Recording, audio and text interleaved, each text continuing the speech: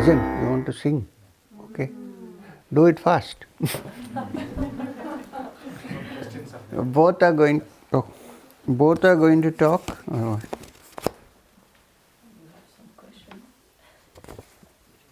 So shall we finish this before you sing?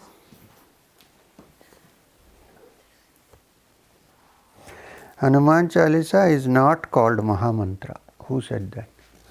Maybe only those who worship Rama say that. The Shaivites say it is not a Mahamantra. So the question is wrong. Well, it's called a great mantra because so many people chant it and they have derived something from it. The Shaivites say the Mahamantra is Om Namah Shivaya.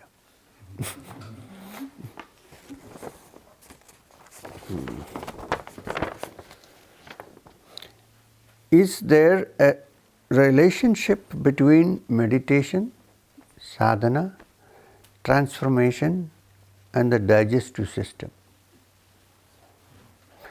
If there is, can you please explain? Meditation is sadhana. Sadhana is done for transformation. And if the digestive system is not okay, then it is very difficult to meditate. So, according to the Yoga Shastra, keep your stomach clear. At least clear it once a day. If you have constipation, then you cannot really move the energies properly. So, it's very important also to eat food which will not create constipation, which will not make your mind gross, and don't eat too much and don't eat too little, don't starve yourself, have moderate amounts of food. So take care of your digestive system always, because if the digestive system is in disorder, then you cannot even sit down and meditate. Imagine what happens when you sit to meditate and a big gas builds up inside. How will you meditate? You might hear pranava from the bottom, but so we have to take care of our digestion. And so the first part of the question, is there a relationship between meditation, sadhana and transformation? Well, meditation is part of sadhana, practice, and it is responsible for one's transformation. It's linked. They're not independent. Now, witnessing everything implies separation. The witness and that being witnessed. Sounds like Krishnamurti. Does awareness need any sensory, emotional and mental activities? Is awareness the same as the witness, or does it stand alone? Well, when I say I am witnessing something, it means I am here and there is something to witness. In the worldly sense of the term, it means I am here and I am witnessing you sitting here, sounds coming, looking out. This is me separate from the witness. Correct. This is our normal experience, right, in life. When you meditate, you are not witnessing anything outside, but you are witnessing something inside. Outside has been cut off, but you are witnessing your breath, you are witnessing thoughts, you are witnessing whatever is inside your mind. Then also, the mind is separate from what it is witnessing. The witness is separate. There. Okay. When you come to the complete, absolute awareness, only then what you are aware and what is being aware, there is no difference. It's not as if it is meeting, but by itself, it has dropped everything and there is only the witness. There is nothing to see, nothing to do, but that comes only after the second step of first witnessing the interior. Normally we witness only the exterior, generally. Then you start witnessing the interior, and then it dawns on you one day that what you are witnessing is also your mind. And the witness is also your mind. So what is the difference between the two? They are the same. then there is no more witnessing. Everything stops. There is, of course, a consciousness. I am aware. But I am aware of minus, of myself, nothing else. That is the last stage of witnessing. You can't expect in the first step to reach there, because that is not natural and normal for most people. But in the highest sense, yes, there is only that which is the witness. But then you can't call it witness, because if it is witness, what is it witnessing? We can only say the self. Who wrote this? Somebody seems to. Oh. Can you explain, have you read Krishnamurti? No. Maybe you are another Krishnamurti in the bud. Can you explain the relation? I am happy with the question. Can you explain the relationship between one-pointedness of mind and that which is everywhere and boundless? Good question. Our mind is so scattered normally that it neither sees the boundless nor sees the point. It's so scattered. The first step to make the mind quiet and calm and tranquil is to make it one-pointed. One-pointed in your work, one-pointed in your meditation, both. If you're not one-pointed in your daily life, it is difficult to sit down for 10 minutes and become one-pointed. Not possible, because your mind goes according to its habit. If I say that all the day my mind is scattered, I'm doing this, I'm doing that, how do you expect the mind for 10 minutes or half an hour to become quiet and become one-pointed? It's very difficult. So even when you do your work, put complete attention to what you're doing. This is called Karma Yoga. And the capacity which in yoga is called pratyahara is the capacity to switch off and then put one-pointedness to something else when you want. It comes only through practice. So first our mind is distracted and it is not one-pointed. It's running around. Then you learn how to make it one-pointed. So when it is one-pointed, then the mind becomes tranquil and calm. Okay? In that calmness, then you realize the boundless. The first thing to understand the boundless is to have a tranquil mind. Otherwise you cannot understand the boundless. So therefore you need one-pointedness. When you are one-pointed, when your completely mind is still, except for the feeling of being there, then it breaks and then there is the boundless. Boundless is not just to be distracted by. That is not boundless. You know what I mean? That is bound by all the objects that you see. It's not boundless. People sometimes think to boundless means to be it doesn't work that way. Now, suppose your molds have all broken. Let me put it this way. There is some shapeless clay here, okay? Shapeless clay, muck. You want to make an image of the Buddha out of it. There are two ways of making. One is with your hand, the other is get a mold and put it inside. Press both sides. You got the Buddha inside. Can anybody see the Buddha unless you open the mold? No. So the training in one-pointedness is the mold. And seeing the actual image of the boundless Buddha and Nirvana is the breaking of the mold. But first you need to mold before you break. That sometimes happens. People think we can just break what? You have nothing to break. There are 101 things. You can't break them one by one. You make one-pointed first and then it goes.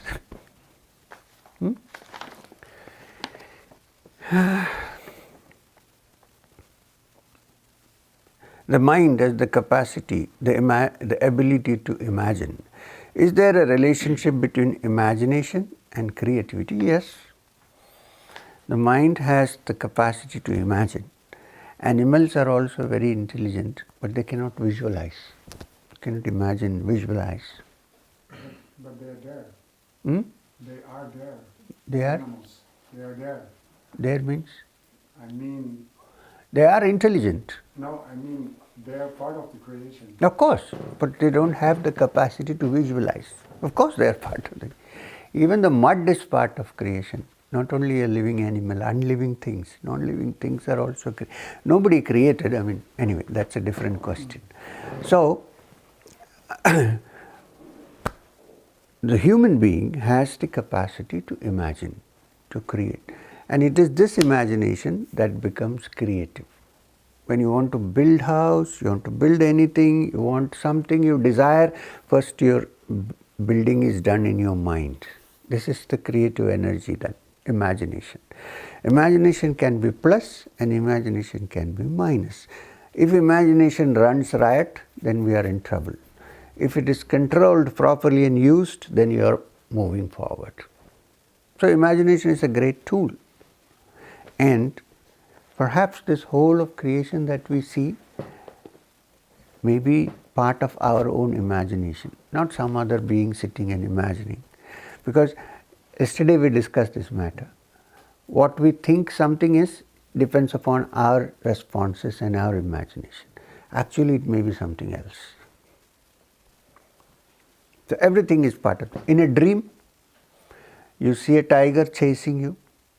When you wake up, there is no tiger. It's happening because my subconscious has imagined the tiger already.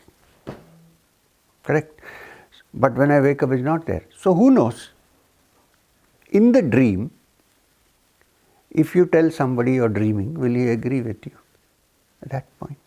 You can't, but suppose. He will say it's very real. So now we are sitting here, we are saying it is all real. Who knows if we are not dreaming? How? How do we know? Because in dream you don't see it. You think it's very real. Now, but when you wake up, you say, oh, that was a dream. It was not real. Who knows, one day we may wake up, what a long dream. Who knows? Just give it a thought. Now you can't. Nobody will be convinced.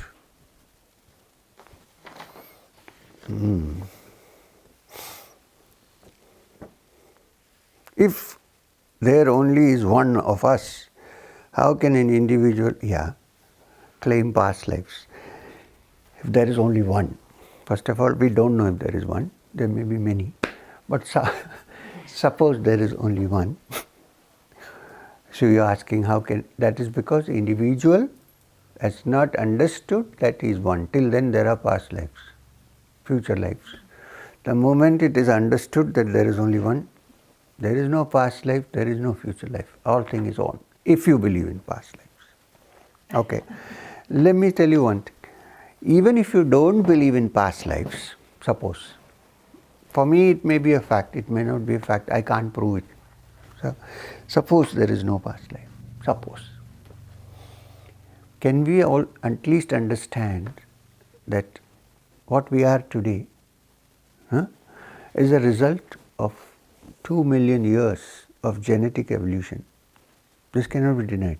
You can deny past life, but today as I sit here or you sit here, we are a result of, this organism is a result of 2 million years of genetic evolution. So 2 million years of genetic evolution means the influence of so many genetic factors in cells. So we are not what we think we are. We are a combination of all that. You can consider all that as our organic past lives. We like to think we are independent, separate. We are not separate. We are part of this whole network of genetics. And what we are today is a small contribution from each cell to what has been given today. So inside that there are memories. Why do you think suddenly in a country where everybody has black eyes and dark, somebody is born with grey eyes and somewhere in the genes it is there. It's not an accident. Right? So for this question, there is only one of us. Okay. The moment you really realize that you are only one, then there is no past and there is no future. Lives. Some say there is one mind, others say there is no mind. Is there something like a collective mind, and is it separate from the individual? Yes. When people say there is no mind, the Buddhists say that finally if you analyze, there is no mind. But who is saying that there is no mind? Who? Some mind has to say that. Right? So, well, it's not the ordinary mind, I agree. But there is an element of awareness, which you may call mind or you don't want to call, that's a different story. But when you say, not you, there is no mind, there is something saying there is no mind. There is a mind. It may not be of the brain, but there is a mind. Okay. Is there something like a collective? Yes, there is a collective mind. A nation has a collective identity and an individual identity. A society has a collective identity and an individual identity. Generally, in a kind of society, everybody are somewhat similar, they fit into it. But deep down, we are all individuals.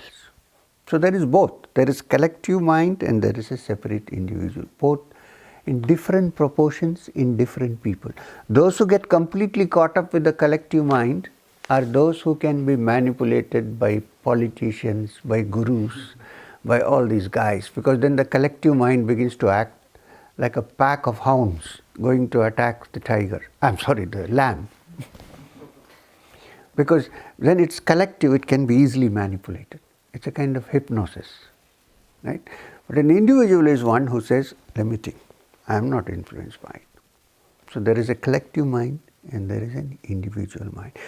To attain perfection in spiritual life, you need to examine yourself and see that you don't get submerged in the collective and be an individual. When you are an individual, then you discover through inner experience that you are not different from others. That's a different matter. It's not collective. You know what I mean?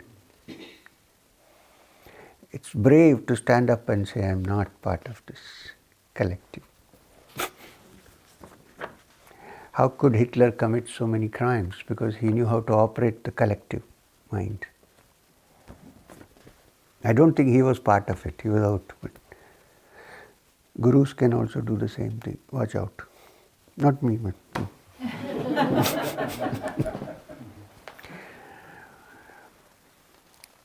Our behavior is determined by habits. So, how to work on ourselves? How can we change our habit? Yeah, so we should start with our habit patterns first. You're right. Our behavior is determined by habits, perfectly right. So if you need to change your behavior, you need to start with changing your habits. Now wait a minute, let me explain this. If you have a particular habit of being addicted to something, if you ask your mind, or your mind is asking itself, I want to stop this habit, it is difficult because it doesn't have anything to cling to. If you leave this also, then there is nothing to cling. So the best way to change a habit is to substitute that habit with a good habit. Not to completely break a habit, it doesn't work because the mind goes back there. First, cultivate good habits which will keep you away from these habits which you think are negative. Then gradually, after you have developed the good habits, then you see that your behavior is improving. So you start with that habit. Try to do. People say, "Oh, first let me change my mind, then my habits will." No, it's an act of actual changing of habits. You should say to yourself, "I'm going to change it because this is not taking me anywhere," and then you see your behavior also changes slowly.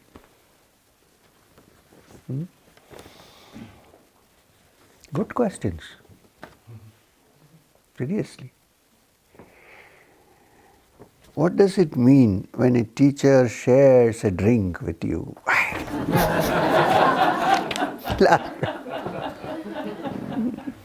Now, where did this question come to you from? Can you tell me? Switzerland. From Switzerland. From Switzerland? Did I share a drink with you? Yes. What did I share?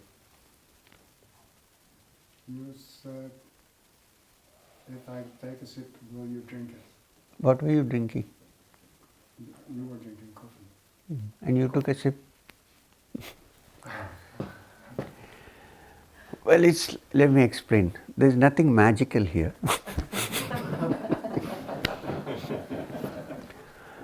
Otherwise, everybody will be sipping my coffee. Nothing magical here. It's basically when I sit down and you think that my coffee is sacred and you shouldn't touch it, and then I say, have a sip. Or you're drinking coffee. I say, have a sip. I have a sip. Then there is a connection established between the two. It's nothing to do with the coffee. A connection established between the people who have shared it. In some communities, they pass the glass around. And then they all feel together. Long ago, I walked into a marijuana cafe in Amsterdam many years ago. And there were 5, 6 young boys sitting there, boys and girls, sharing one joint. And I was looking at them and I said, hey, in some way their minds are together. It may be chemical, but yeah. And if you change one here, there is possibility of changing the whole group. Okay? So what did I do?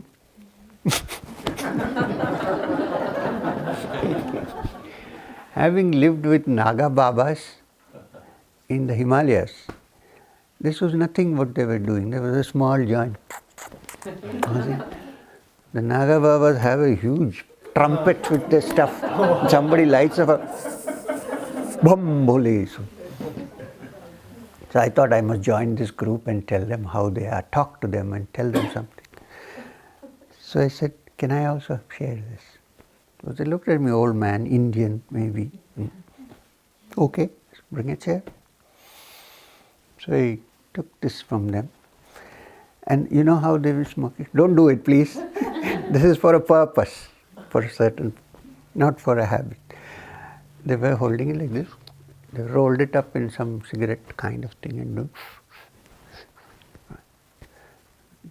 I took it it's a professional way of doing it in the Himalayas. Yeah. You hold the thing here. Then you close this whole thing. And then you, don't do it. The whole thing goes in. And then I give it back and they are watching me. Where is the smoke? Coming out? It's not coming out. It's inside. And after a long time I said, it went off. After 2, they said, can we talk to you? If I had not done it, they would not talk to me. Then I sat down, I said, really, you have smoke. Enough, don't do too much. Let's have a cup of coffee, let's talk. Then I explained to them what it is. I said, there is another kind of cannabis which is inside. If you learn to smoke that, you don't need this. And it can be controlled and used to alter the mind, not uncontrolled.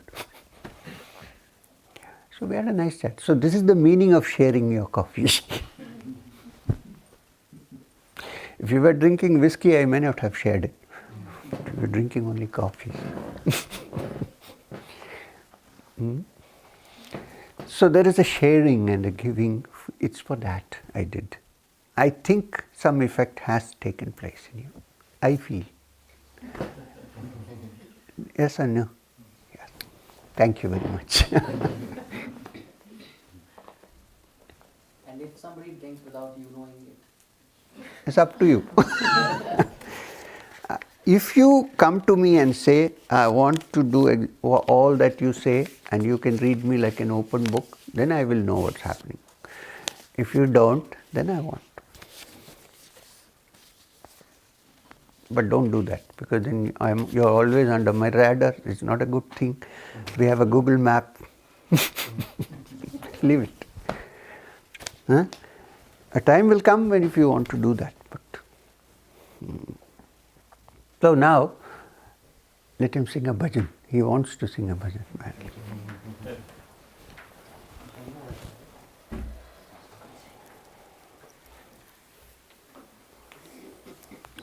Oh, that's a pillow. I thought you brought some musical instrument.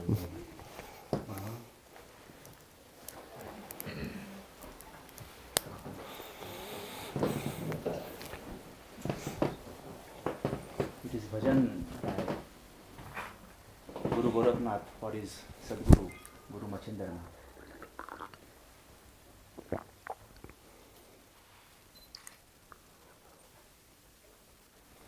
Guru Brahma, Guru Vishnu, Guru Devo Maheshwara, Sadguru Sakshat Parabrahma, Tasmai Shri Sadgurue Namaha. Ajnanatimirandasya Jnananjanashalakaya Chakshurunmitritam Ena Tasmai Shri Sadgurue. Ek niranjana dhyau, ek niranjana ध्याऊ रे सद्गुरु जी मैं एक निरंजन ध्याऊ, एक निरंजन ध्याऊ, एक निरंजन ध्याऊ रे सद्गुरु जी मैं एक Niranjan ध्याऊ।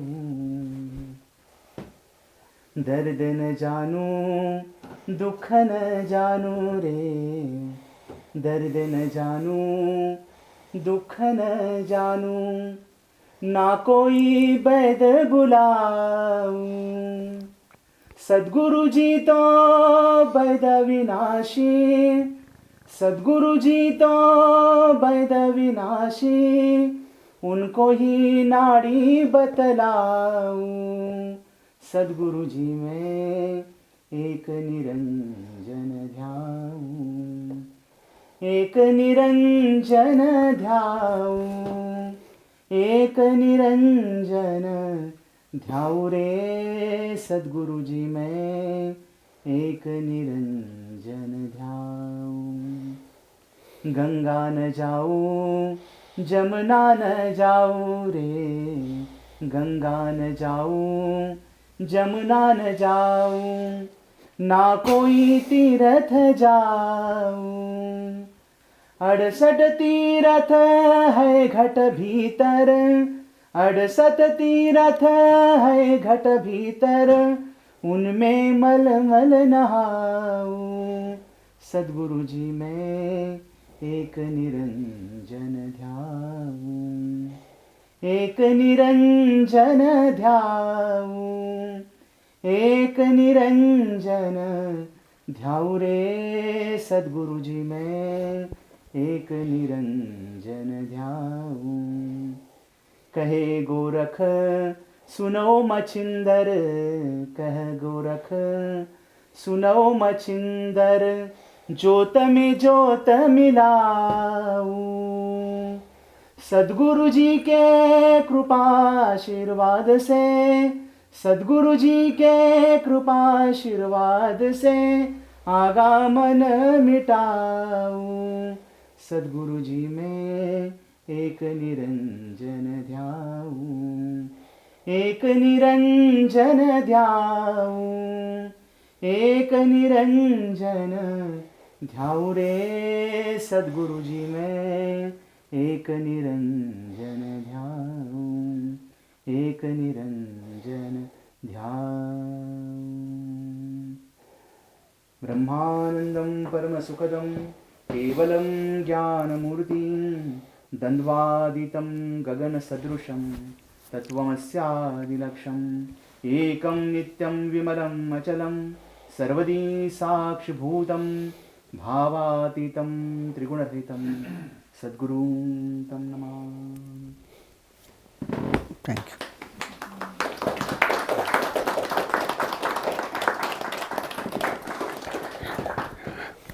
Thank you.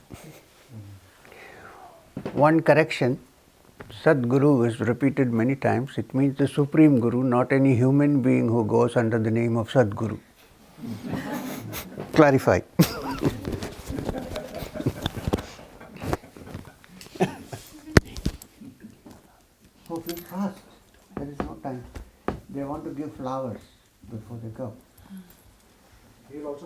football. Hey, I need to go. Rob is going to take on. Rob has been robbing many people. No, but I am deciding now.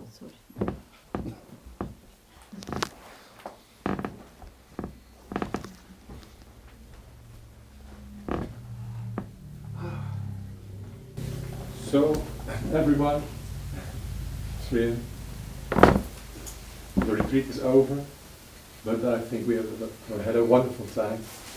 I see all happy faces, So did I. so it was great. I like this retreat. I love it. And maybe we can repeat it. Who knows? Yeah.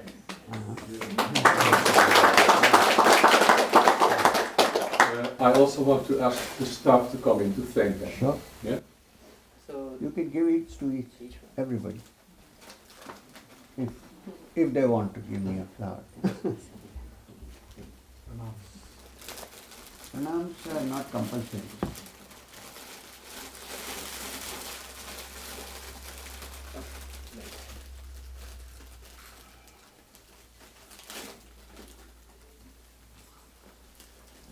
That was very nice, huh? Your bhajan. Very nice singing. Correct. You sing. Yeah, I know. You do it. That was the Lonavala episode. Nothing more beautiful.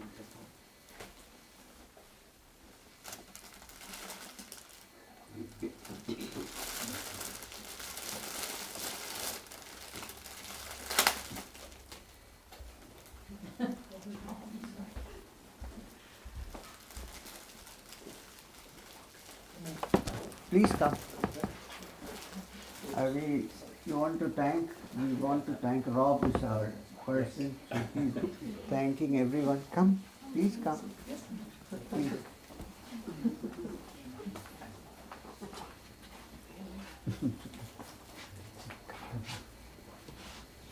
Yeah, Rob. Yeah, I really like to thank the staff of the Cynham read from the retreat. We joked about it. Of course, Mady and Elaine. Your name? Tika. Tika. I really want to thank you for your dedication and your hospitality.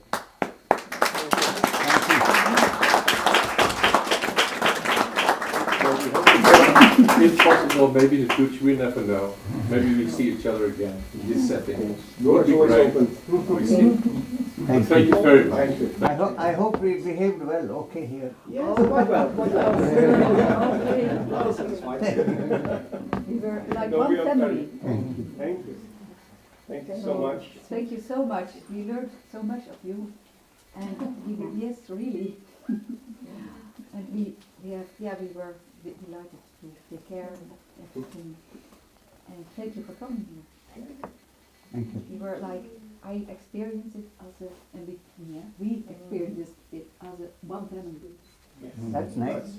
International family. Yes, All abroad. indeed. Yeah, And we like it feel should like be. one family. New friendships. Okay. Great. Thank you so much. Thank you. Thank you very much.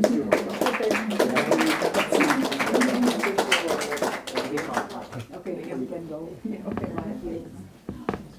Thank you. Thank you. Should we start? Yes.